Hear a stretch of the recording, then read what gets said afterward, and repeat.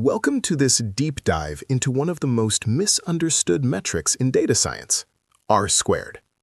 In the world of statistics, R-squared often feels like a high score in a video game. We are taught that 1.0 or 100% is perfection, and anything close to it is a triumph. But in reality, an R-squared of 99% is often not a badge of honor. It is a massive red flag. Today, we will uncover why. To understand the trap, we first need to define what R-squared, the coefficient of determination, actually represents. Mathematically, it is the proportion of the variance in the dependent variable that is predictable from the independent variables. It's calculated using three pillars: the total sum of squares, SST, which represents the total dispersion of data, the regression sum of squares, SSR, which is the dispersion explained by our model, and the sum of squared errors, SSE, the noise we failed to capture. Let's visualize this. Imagine a scatter plot of data points. A simple linear regression tries to minimize the distance between the line and the points. If R-squared is 0.70, it means our model explains 70% of the movement in the data. The remaining 30% is unexplained variance, or simply put, the complexity of the real world that our model doesn't see. Here is the mathematical glitch. R-squared is mathematically biased to never decrease as you add more variables.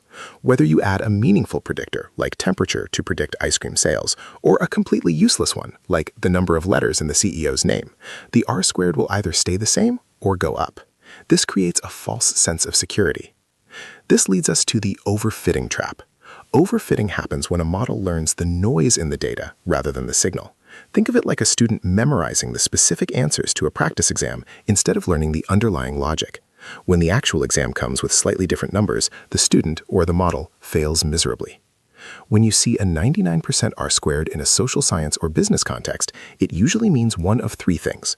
1. Data leakage, where the answer you are trying to predict is accidentally included in the training data. 2. An identity relationship, where you are basically predicting height in centimeters using height and inches.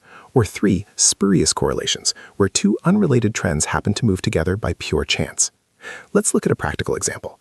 Suppose we want to predict the stock price of a company. If we use 500 different random variables, we can eventually find a combination that perfectly maps to the historical price, giving us a 99.9% R-squared. However, if we try to use that model to predict tomorrow's price, it will likely be no better than a coin flip. The model overfit the history and failed to generalize for the future. So, how do we protect ourselves? First, we use adjusted R-squared. Unlike the standard version, adjusted R-squared penalizes the score for every unnecessary variable added. If the new variable doesn't improve the model significantly, the score goes down. Second, we use cross-validation, splitting our data into training and testing sets to see if the model actually works on unseen information.